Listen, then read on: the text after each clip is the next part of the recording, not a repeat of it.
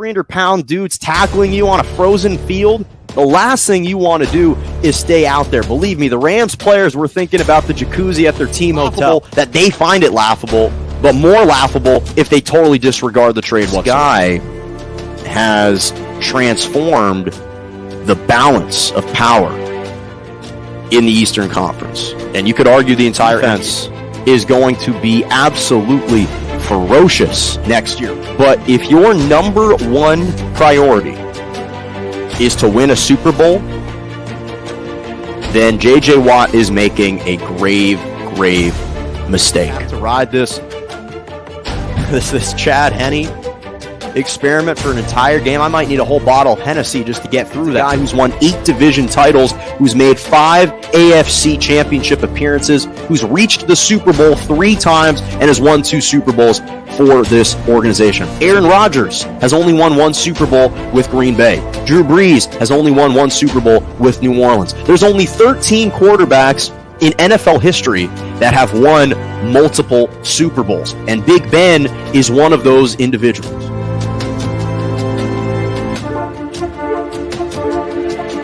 Good morning and welcome to Morning Joe right here on J&J Media Network, Facebook Live, Twitter, and on YouTube. I'm Jonah Malkin with you every single Monday and Wednesday morning, 11 a.m. to 12 p.m. Eastern Standard Time, 10 to 11 Central, and 8 to 9 a.m. Pacific. Glad you could join me on a jam-packed Wednesday. A lot of interesting news to discuss. Some big news with Ben Simmons in Philadelphia. J.J. Redick came out with some interesting news. And even this, is there an Oscar De La Hoya and Floyd Mayweather round 2 potentially? That bout could potentially be on the table. And then, of course, my guest coming up at around 8:30 a.m., LA Football Network and UCLA, USC, LA Chargers, LA Rams insider Ryan Dyrud going to be joining me later on in the show. So make sure to stay tuned for that. But we start with who else? Aaron Rodgers. And I know what everyone's thinking. The Packers just coming off that great win against the Lions, 35-17, and in the post-game interviews and the conferences, he was kind of going at the media critics. But this continued. In fact, Aaron Rodgers made his usual appearance on the Pat McAfee show yesterday and continued to slam his critics. Continued to absolutely slam critics, and it obviously came on the heels of several media members absolutely criticizing him and uttering slanderous remarks about him. His former teammate, Jermichael Finley, who he played with in 2008 to 2013, so 5 seasons, was coming out and uttering kind of slanderous remarks. Obviously, there are other members of the media that have made the same types of statements about Aaron Rodgers, and especially about his character, right? And so, to Aaron Rodgers' credit, he has always fulfilled those obligations. He has always fulfilled those commitments to those talk show hosts as well. Again, Pat McAfee is a guy that used to play in the NFL for several years. And to be quite honest, I love when he shows up on Pat McAfee's show and on other people's shows because he's a lot more candid and he's a lot more earnest about what he's feeling. And he opens up. He divulges a lot more information. There's a lot more transparency about Aaron Rodgers that, quite frankly, we're not able to quite elicit the same types of responses or evoke out of those interviews. And I think that in a lot of ways, that's one of the beauties of having these platforms that are hosted by different former athletes, is because with that, now you've got a more safer space. At least on the surface, it appears that way for a lot of these athletes, and they're willing to open up and discuss a lot more. You can have much more intriguing, much more sophisticated conversations. And so I'm going to defend Aaron Rodgers in this regard because I've been kind of consistent about this, and I know that he just kind of had this latest harangue and diatribe against the media, and he used Pat McAfee's platform to do that. But this is a position that I've maintained and I've shared throughout the entire, not only the offseason, but even heading into the second week against the Detroit Lions, is I always felt like people were completely overreacting to that Packers blowout loss to the Saints, 38-3. And there's no question about it that Aaron Rodgers had a terrible performance. Might have been the worst performance of his career. 15 to 28, 133 yards, 0 touchdowns, 2 interceptions. He was awful. Quite simply, he was awful. And with that being said, it's over. It's done with. You move on to the next thing. And obviously, we saw them bounce back to destroy the Lions. And Rodgers was back to his dominant self, 22 of 27, 255 yards, 4 touchdowns, and no interceptions. But the thing about Aaron Rodgers, and the thing that is unique about him, is that we don't actually always give him the star treatment that we give others. Because one of the things that we notice with stars across any sport is the built equity that they appear to have with the media and with all members of the viewing audience. You see a guy like LeBron James, who's entering his 19th season, he has a bad game in the regular season. No one's going to really criticize that much. No one's going to criticize LeBron that much in the regular season because they're going to give him the benefit of the doubt due to his postseason success. This is freaking LeBron James, 4-time MVP, 4-time NBA Finals MVP and champion. So people give him the benefit of the doubt. A guy like Mike Trout. If Mike Trout has a bad bat outing one game out of 182 games, no one's going to criticize Mike Trout because he's freaking Mike Trout. And this is a guy who's a 3-time AL MVP winner and arguably the greatest baseball player of all time. I don't know if I could quite go there, but people are going to make that argument given his diverse skill set and how talented he is across the board. So a lot of star athletes, they have this built-in equity with the media. And so media members are willing to be a little bit more lenient when it comes to evaluating them. And for whatever reason, Aaron Rodgers hasn't been afforded the same type of treatment from the media. Now, I'm not saying that him getting criticized for his performance wasn't justified. But I also think that when we have people embellish and overreact to a single performance and use that as an opportunity to besmirch his name or his reputation and drag his name through the mud, I can't necessarily defend that either. And so because of that, is it possible that Aaron Rodgers might be a little bit aloof to media members? Sure. Is he not the friendliest to media members? That's probably fair. But at the end of the day, is that a license to absolutely ridicule and disparage the guy? And not just the guy's talents as a football player and questioning his mortality as a football player, but his character. And that's not something that I'm willing to go that far. I'm not willing to say that, oh yeah, because Aaron Rodgers decided to enjoy his offseason, have a relaxed offseason, be distant from the media, not divulge much, that was a direct causal relationship to his poor performance in week 1. And those were the huge, grand proclamations and assumptions people were making about him after the first game of the season. Because I guarantee you that narrative would have been different had the tables been turned. Had the Packers blown out the Lions in the opening week, and then maybe week 2 had a letdown, the narrative would have been entirely different. So, again, we're talking about Aaron Rodgers here. This is a guy who's a 3-time league MVP, a Super Bowl champion. I think that at the very least, not that we can't criticize his performance, I think that's fine, but he should have some built-in equity as far as being judged.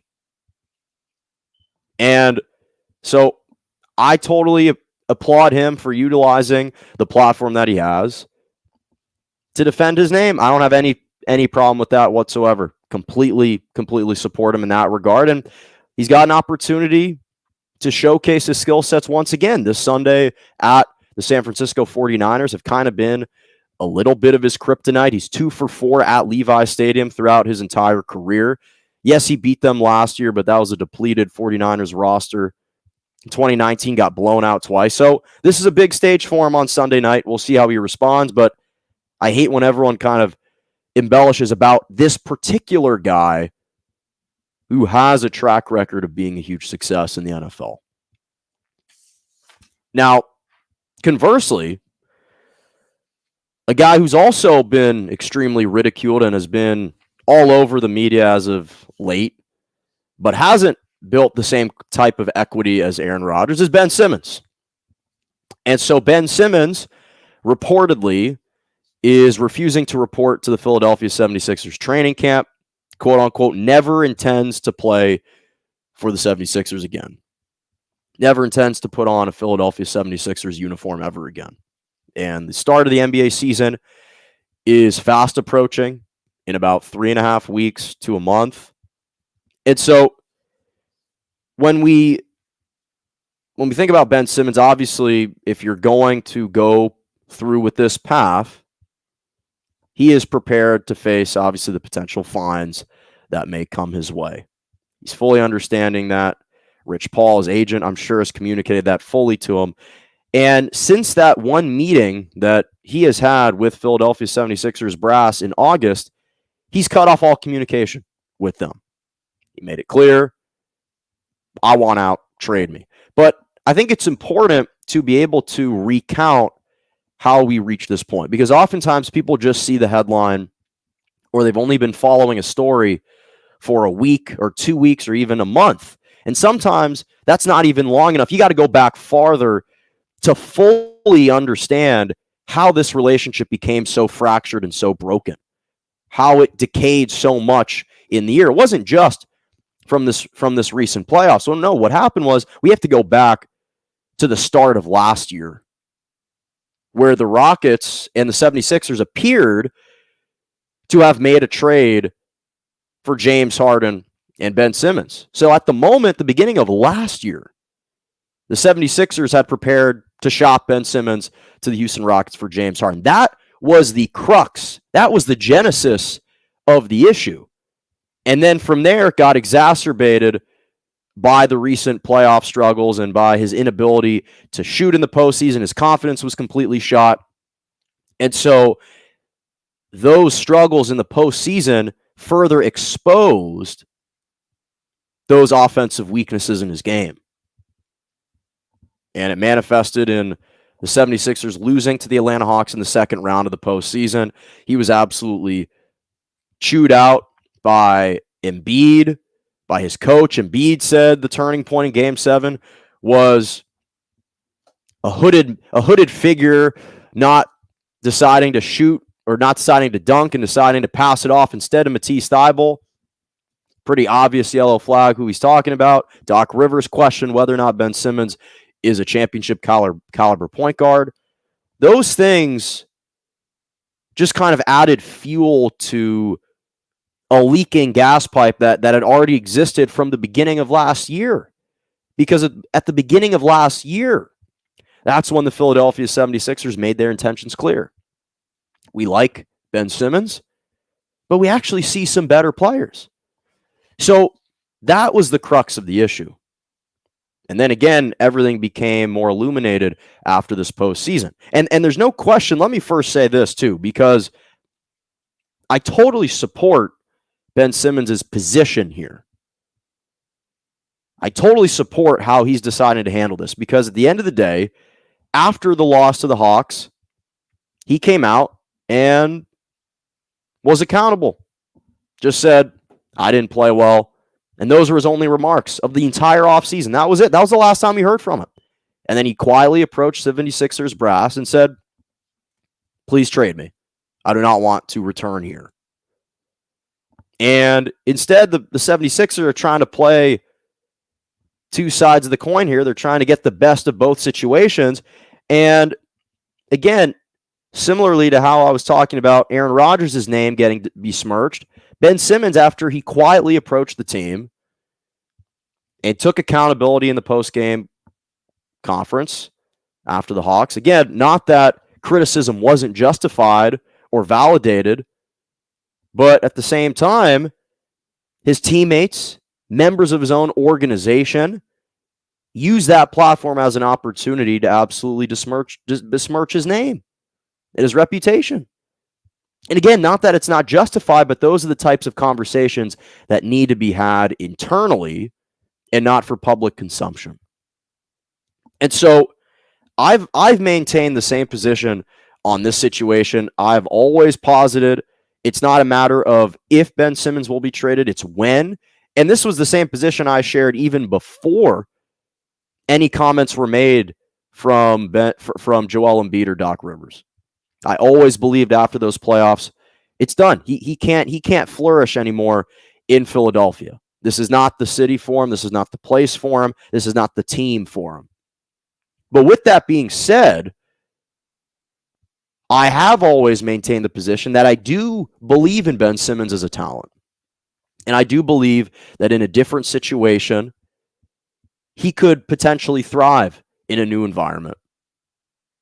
I'm sure all of you guys have different places you can envision him going. And whatever that place is, I think he can succeed a lot more there than he would in Philadelphia right now. Because when you don't have the city, when you don't have the teammates, when you don't have the entire organization behind you, and they're publicly scrutinizing you, it's impossible to thrive. And I understand that Ben Simmons is basically saying, listen, you don't have to believe in me, but to think that I'm just going to kind of show up and play this perfect lame duck role for you so you can execute a trade because other teams will think that I'm a little happier, the hell with that. F you. I'm not doing that. So I understand why Ben Simmons is taking the position that he's taken. And again, there's no question that a brutal and honest conversation needed to be had with him about his play and about his performance. I'm not disputing that. But when you bring everything to the limelight, to the forefront, Ben Simmons is saying, well, I don't need to cooperate with you now. There's no need to cooperate with you now. And the fact that his agent's Rich Paul, you know he's not going to cooperate now. He's a very pro-player agent. So, again, it's not a matter of if he's going to be traded. It's about when. And the 76ers are in a real quandary here because Simmons has made it publicly clear through not only his words but his actions as well. He's not returning to the team. Every other team in the NBA knows that he wants out. And the 76ers played their hand a little too aggressively early on. They were asking for the sun and the moon to start these trade negotiations, which I understand Daryl Morey had to do what he had to do. But now you're probably going to have to trade him for 75 cents on the dollar, despite the fact that you would think the 76ers have the leverage here, given that he had just completed the first year of his 5-year contract. He's still under contract for 4 more years. But again, given what we've started to see from athletes in recent years with James Harden, the leverage kind of is with Ben Simmons right now because every single team understands the situation that he's in. So, again, I think at the end of the day, the 76ers are probably going to have to succumb to the pressure and acquiesce because they're just going to likely have to trade him. That's what I'm saying. Okay, so couple other topics, and then my guest for the show, LA Football Network host Ryan Dyrud, also UCLA, USC, LA Rams, LA Chargers Insider, is going to be joining me. So this was interesting. Big time news, actually. JJ Redick, longtime veteran of the NBA, 15 years in the NBA, just announced his retirement yesterday in a Instagram video tribute. This is a guy who said first of all, time for me to be a dad, which I love that. Drafted 11th overall by the Orlando Magic in 2006, was the AP Player of the Year at Duke, scoring 27 points per game his senior year. In fact, left Duke's program as the all-time leading scorer, all-time leading three-point field goal maker, the highest free throw percentage with like 2,700 points. 2769 points at Duke, 457 three-pointers, 91% from the free throw line. And in the NBA, had a great career. In fact, he made the playoffs in his first 13 seasons in the NBA out of 15. Reached the playoffs in each of his first 13 seasons, played for 6 different teams, played for the Magic, the Clippers, the Pelicans, the Bucks, the 76ers, the Dallas Mavericks, and right now sits 15th all-time for the NBA's three-point makes list. Finished with 1,953 pointers. But this is the thing about JJ Redick that to me actually is significant and why I actually think he will have left an indelible mark on the NBA is because he really opened the door and paved the way for a new series of NBA prospects, of basketball players, of future basketball players who are aspiring to make it into the NBA. He showed them how to succeed.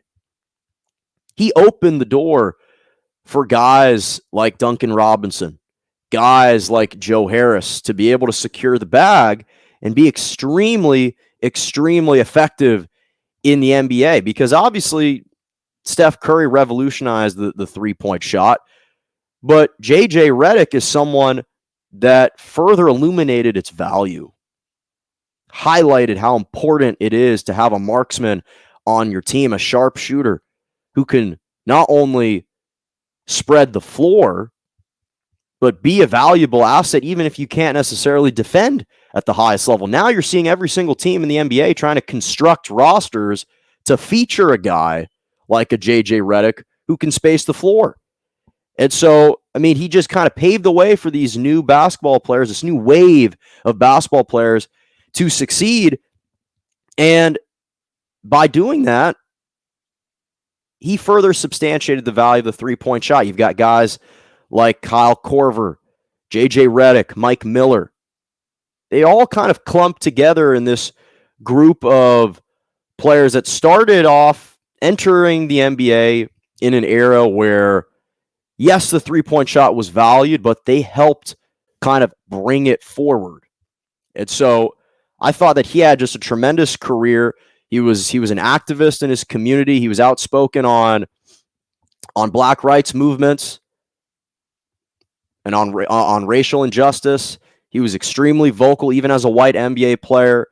So he was a leader on and off the court. And I think JJ Redick has just been absolutely sensational. His podcast is huge, which is not a surprise. He's got great anecdotes and stories to share. He's been all over the place with teams. And so I just want to thank him for providing us with such a tremendous, tremendous career because it was fun to watch him. First of all, he was incredible at coming off screens and hitting some of the most difficult three-pointers. He hit off-balance three-pointers, really just kind of changed the game from that perspective and further substantiated the value of the three-point shot. So big shout out to JJ Redick. I know that couldn't have been an easy decision. 37 years old, 15 years in the NBA. Tremendous, tremendous career. Final topic, and then my guest Ryan Dyrud is going to be joining me in a couple minutes. This was actually an interesting headline. I don't know if people saw this. So Oscar De La Hoya just challenged Floyd Mayweather to a $100 million fight. In fact, he offered him $100 million to fight. Now, the interesting context for this is here you've got a guy in Oscar De La Hoya, California native actually, 48 years old, a six-time won his division, 11-time world titles in 6 different weight classes. Tremendous, tremendous fighter. And obviously, he and Floyd Mayweather, they fought back in May of 2007. It was The World Awaits, this big fight in Las Vegas at the MGM Grand Arena. And Mayweather won in a narrow split decision after 12 rounds. Narrow decision after 12 rounds. And since then, and entering that fight, it was absolutely ginormous, one of the biggest fights at the time, because you had a guy in Oscar De La Hoya who was the defending kind of light middleweight champion, WBC, and he came in with a 38-4 record overall, 30 knockouts, and you got this up-and-coming guy in Floyd Mayweather, who was 30-0 at the time, 24 knockouts. So that's, at the time, that was absolutely huge. And it sold over $130 million in revenue. It generated that much revenue. It was fantastic. And so you fast forward, and for Oscar De La Hoya, after that fight, the only notable fight came against Manny Pacquiao when he lost in 2008. And then he kind of retired. So that was his last kind of moment in the sun towards the back end of his career. Floyd obviously continued to go on and fight for several years. He had some major bouts, but his last real fight came against Conor McGregor in 2017, obviously won in 10 rounds, then took on the Japanese kickboxer and most recently the YouTube star Logan Paul in some really lucrative exhibitions. That's kind of where he's pivoted to, is lucrative exhibitions. But the reason why, to me, and even though he's 44 years old, Oscar De La Hoya is 48 and said he drew some inspiration from Mike Tyson, the reason why, to me, this fight would actually be super intriguing even now is because of how competitive the fight was back then. When we really think about Floyd Mayweather, there weren't too many opponents that truly challenged him in the ring, that truly felt like they belonged in the ring with him. The Oscar De La Hoya Floyd Mayweather fight was one of the best fights that we've seen, let alone between the two guys. Went completely the distance, all 12 rounds. And here you're featuring a younger, exuberant, athletic Floyd Mayweather, extremely fast, quick with his hands, utilizing the jab, moving extremely well around the ring. And you got Oscar De La Hoya, who was utilizing and delivering just a flurry of offensive attacks, was on like personal salvos about 6 different times. He was just like an automatic machine gun, just firing as many punches as he could. Normally had to settle for body shots, but nonetheless, it was an extremely, extremely interesting fight, and one that, quite frankly, I would totally, absolutely be willing to pay for to watch now, because I just think that, first of all, probably for his own kind of psyche, Oscar De La Hoya is probably thinking that he won the fight. And he certainly looked like the intimidating guy in the ring in that fight. But Mayweather won because he connected on more hits, which is how he's won every single one of his fights. So I would totally pay to see it again. 2 huge personalities, 2 huge entertainers with egos, and they can both promote a fight perhaps better than anyone. Because De La Hoya is also former boxer turned into a promoter. So I would love to see the two of them fight. If it truly is for that number of $100 million, it'd be absolutely sensational. Okay, so now this is going to be fun. This is going to be fun. My guest today joining me is the founder and the CEO of the LA Football Network. Hosts his own podcast, Believe in the in LAFB podcast, with 13-year veteran in the NFL defensive lineman, Frosty Rucker. He also just covers all things LA football related, USC, high school, UCLA, LA Rams, LA Chargers. And with that, it's my pleasure to bring on to the show Ryan Dyrud. Ryan, good morning. How are you? Jonah, good morning, man. How you doing? It's been a little bit. You look good. How's everything going with the family? Everything's good, man. It has been a bit, but yeah, everything's great.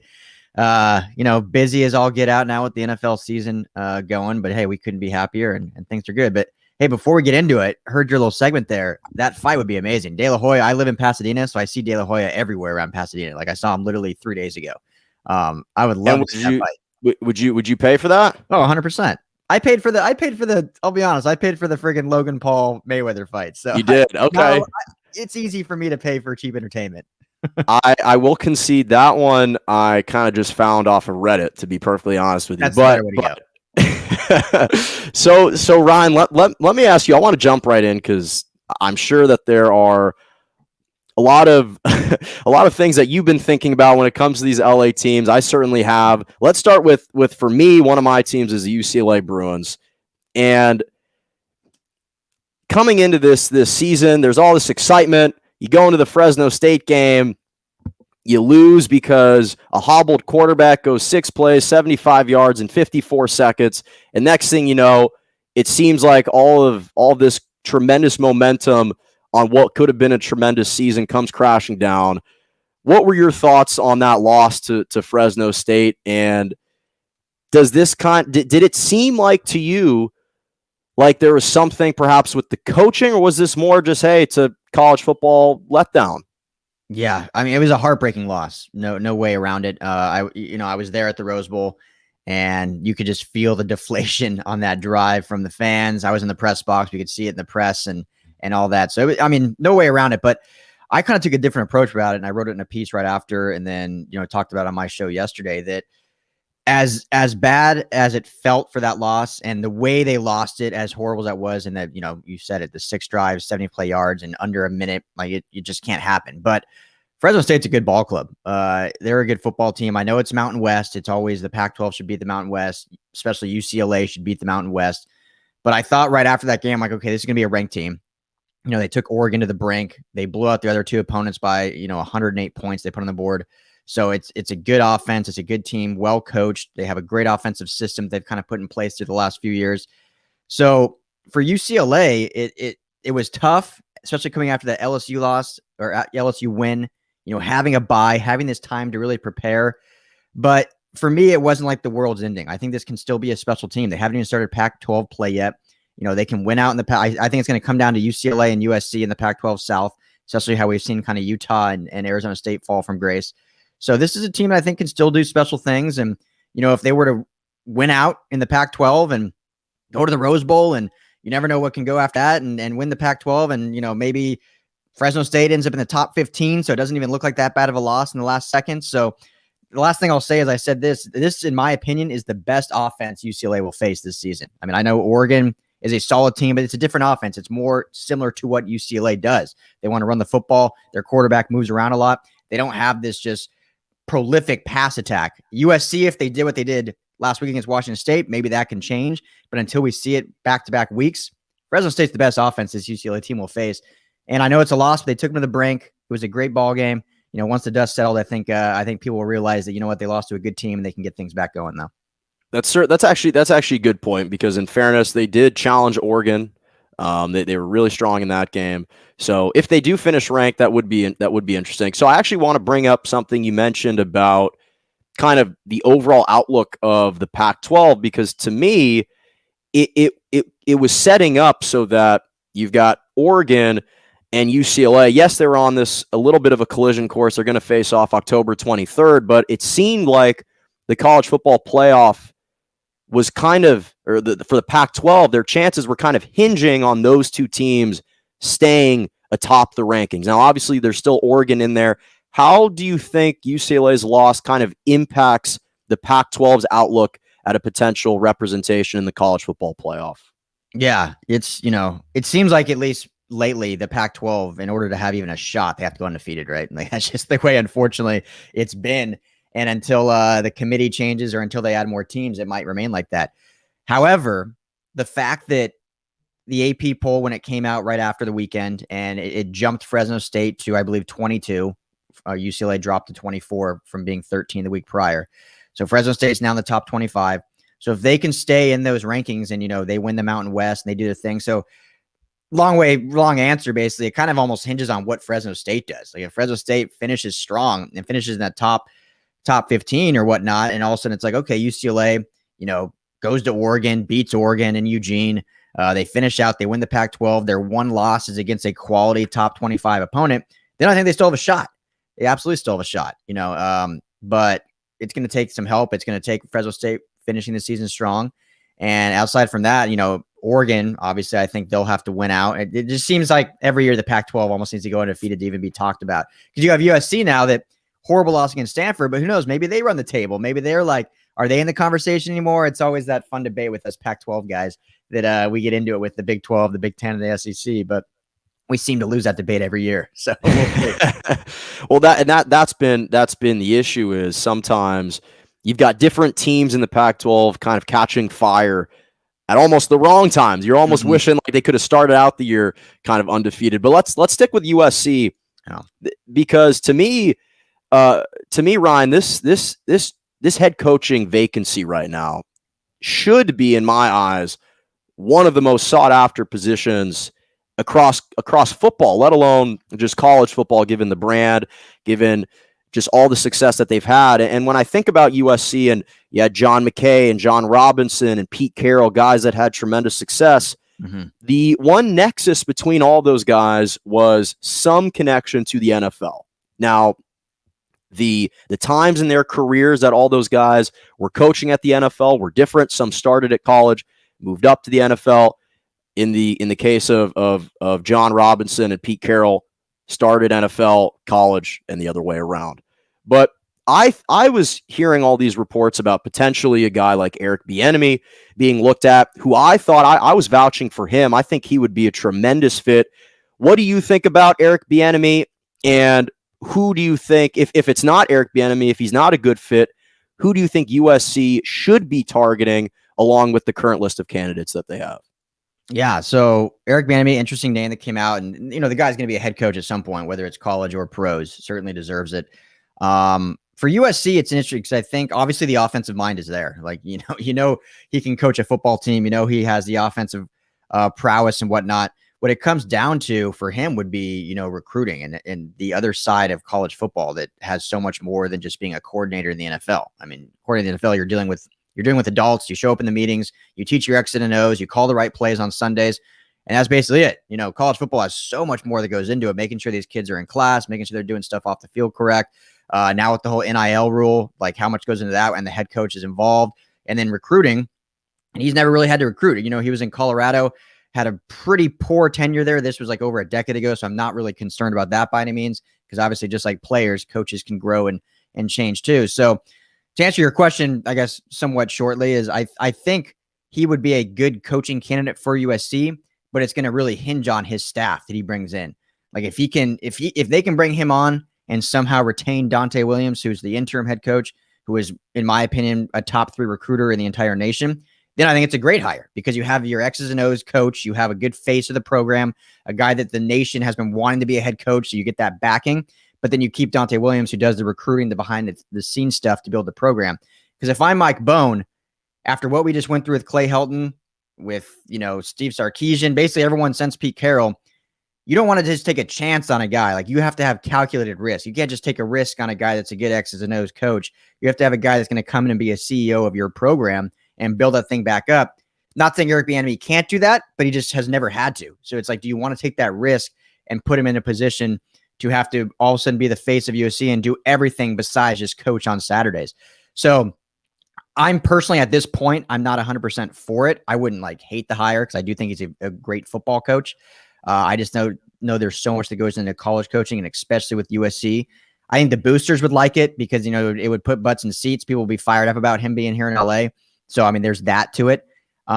If you want me to go into my candidates that I like quickly, yeah, I was going to say which candidates do you think would be right for that job? So my favorite, honestly, I'm a big Dante Williams guy, the interim. I think truly, I know this isn't the sexy one, but I think that Mike Bone and his staff will at least give him a shot to win the job. Not saying it'll happen, but I don't think we'll see what happened to Ed Orgeron happen again, where he kind of won the team over. He kind of won the fan base over. People were fired up about him. And then they went on and ended up hiring Clay Helton instead of Orgeron, just because he didn't fit the mold. I think Williams will have a true shot. Like if he runs the table and wins the Pac-12 and ends up going to the Rose Bowl, how do you not bring him in after what he does with recruiting, what the players mean to him, what he does for this organization? So I think he'll have a good shot. I think the outside sources, my big 3, my favorite is Luke Fickell, current head coach at Cincinnati. Mike Bone hired him at Cincinnati, brought him in. Fickell's built a powerhouse there. Now it's Cincy, joining the Big 12. The question is, will he want to leave? Because I mean, he's an Ohio guy. He coached under Urban Meyer's staff at Ohio State. Now Cincinnati's becoming big time, going to the Big 12. So the recruiting pool is going to open up more. He's going to get offered a lucrative contract. So he may be happy to stay in Cincinnati. But if not, I think he'll be the number 1 candidate for Mike Bone. After him, I love Matt Campbell at Iowa State. Anytime you make a school like Iowa State relevant, you deserve to be in the head coaching ranks at a big time program. And, 3 years ago, it seems like every year we've been talking about potential coaches for SC, because Clay Helton's been on the hot seat since he was hired. And me and my buddy Tal, my former co-host, we brought up Matt Campbell 3 years ago. Like, here's a guy to look out for. Like, I think he's going to be a hot name, and now he's kind of been a hot name for 2 years, but love what he's done at Iowa State, multiple coach of the year in the Big Ten. So he'd be a great fit, good character guy, good recruiter.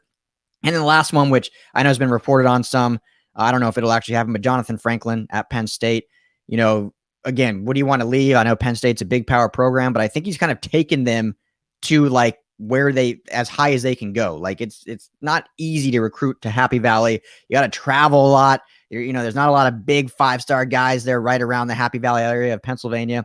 Comes to USC, he would have to travel, 15 miles, and you could have the pick of the litter at Mater Dei and St. John Bosco and all the great talent we have here in Southern California. So, I know he's got a great job at Penn State, but I think he's kind of run its course almost, and I don't know how much higher he can elevate them. Whereas he comes to USC, and all of a sudden he just has that much more talent to deal with and to coach. So those are kind of my big three, plus Dante Williams on top of it. That's interesting. Yeah, Dante Williams. Listen, give him a chance. See how he can do. We saw, Jonah, not to cut you off, but we saw last week how the team came out after 4 days firing their coach. It looked like the same old song and dance. It looked just like the Stanford game. And then you see Williams on the sideline get to work, and you see him start changing the motivation, changing the culture. And then in that locker room, they come out. They haven't scored a touchdown in 7 of their last 8 games in the third quarter, and they put up 28 last Saturday. So something to be said there. And by the way, just out of curiosity, who does Frosty like? Who does he want to be the coach? He likes Dante. I mean, he's a good big Dante guy. I mean, they're buddies. They text and stuff. He likes Luke Fickell. He personally doesn't think Fickell's going to leave though. He thinks Fickell's staying there in Cincinnati. So gotcha. All right, so let's transition to the Rams now. Off to this great start, 2-0.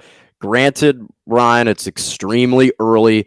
And who knows if Stafford's going to have more success than Goff? I don't know. But I will say that early on, it certainly looks promising.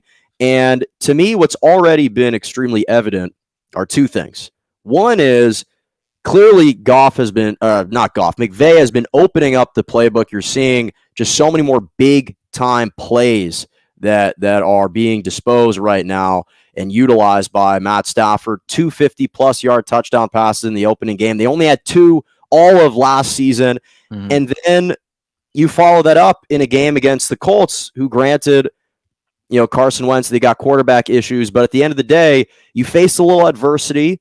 And to me, that was the game where I felt like the entire roster and the entire coaching staff fully put all their trust in Matt Stafford and fully embraced him, because this wasn't a game that they looked good at at all. Yet they came away with a win. So I'm curious, you covered the team. What were your kind of initial thoughts on the Rams so far this year through the first 2 games, and how much better, if at all, do you think they'll be with Matt Stafford? Yeah, well, I think the sky's the limit, especially for this offense. And one thing I've talked about a lot is this is a team that, Sean McVay doesn't believe in playing starters in preseason games. So whatever your thoughts on preseason games are, I know there's mixed emotions, but it's tune-up, right? You at least get a couple drives, get on the same page, because it's a different game speed than what you do in practice. Well, the Rams didn't do any of that. So they're kind of using these first couple games to really actually get on the same page, get the timing down, get everything succinct.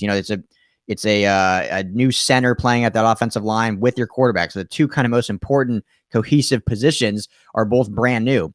And so far, they haven't looked bad. I mean, they've had their struggles every now and then, but I think overall they've looked good, and they're just going to continue to get better. And we haven't even seen Deshaun Jackson or Tutu Atwell, involved in the offense whatsoever. And those were kind of brought in as the deep threat guys, but we've seen Cooper Kupp and Van Jefferson in the deep threat. So what's interesting, Jonah, about this offense is, and this is not a discredit to you or anyone else, but if you don't watch it closely, last year these plays were there, these deep plays. Goff just didn't take them. So if you watch like all 22 and stuff, there were many instances when the deep ball was there, the option was there, and Goff would either take the check down or hold on to it too long, get sacked, or scramble in the pocket. So it wasn't that necessarily that Sean McVay's totally reopening it up. It's just that now he has a guy that's actually going to utilize the playbook and, take the open man down deep, which is very refreshing to see in these first 2 games. So I agree with you. It's kind of a sloppy game against the Colts, but this is a playoff team. I thought it was a fluke, their week 1 loss to Seattle. I think this is a very good team. That's same thing, brand new quarterback. They've had some injuries at offensive line. They've had some turnover on defense. So they're just kind of also getting the oil going in the machine. So I thought it was going to be a battle. between these two teams. And, the Colts are probably the favorite to win that division. So anytime you win on the road, sloppy or not, it's a good thing. But I think the sky's the limit for this offense and the defense, which we don't need to get too much into. But I know that if you go on Twitter, Rams fans think all of a sudden the defense is bottom 5 in the league since Staley's left. But statistically, they're actually better through 2 weeks than they were 2 weeks last year. So I know they gave it 24 points this prior week. There was a couple drives that the Colts were able to sustain, but they're predicated on limiting big plays, letting you dink and dunk, forcing you to run the football, and then clamping down in the red zone. That's kind of what their MO is they're just they'll give up yards. They're not going to give up points. And so that it worked on Sunday, and when we'll see as it continue to grow with Raheem Morris becoming the helm there on the defensive side. So that thought actually perfectly segues into the LA Chargers, who I want to ask you about, because to me, I think there are a couple certainties right now. The certainties are Justin Herbert's great. This team is a really talented team from top to bottom. They've got tremendous playmakers. I think that Staley's will be a good coach in the league, and the Chargers have kind of been this team just percolating, kind of ready to emerge, but they just haven't quite been able to do that. Mm-hmm. And the big reason to me is because the NFL comes down to late game execution and kind of being able to convert in the red zone. And just like you touched on how the Rams might give up yards in the middle of the field and then clamp down in the red zone, that's been the biggest issue and the biggest struggle for me watching the Chargers is they can't score in the red zone. They're 2 for 6 against Washington, and Herbert, they had to settle for a couple field goals and an interception. And again, against the Cowboys, they're moving down the field. They should be putting up more points, 2 field goals and an interception. When you're watching the Chargers, do you think that their biggest issue right now is their inability to kind of finish off drives with actual points? Or do you think, listen, it's just early on in the season, they're just trying to find their rhythm a little bit, they'll figure it out along the way? Yeah. Well, before I even answer that, how many times does your buddy Jonathan Rifkin hit you up a week about Justin Herbert? He's got to text you at least 3 or 4 times a week. Too many times. And the main retort I have is Russell Wilson. That's the main guy as a Wisconsin guy, that's the main guy I can throw back at his face. There you go. You guys got 2 good ones. Since I went to Long Beach State, we don't have football. I can just kind of pick whoever I want and claim. That's nice. That can be nice. Yeah. Yes. Yeah. Undefeated since 91. That's what I always say. But anyway, so yeah, no, you're absolutely right, Jonah. This is an issue that I talked about back during training camp, and it's an issue that will get resolved. It's a brand new system with Joe Lombardi coming over from New Orleans. And they're still working out kinks. They're still working out personnel. I mean, that a lot of people don't talk about that. But when you install new systems, you're also installing new personnel groupings to run those systems. So yeah, you have the same players, but you got to see which personnel works within those systems. So red zone is very different than what you're doing between the 20s. So they're still kind of working out the kinks, seeing what they want to do with those, seeing what's successful, what's not. Obviously, we've seen a lot of what's not. And we saw that in training camp. There was every practice I was at, it was the defense won resoundingly in the red zone. The offense would move the ball down the field. They get to the red zone. They go 2 for 8, 2 for 7, 2 for 6, 2 for 9.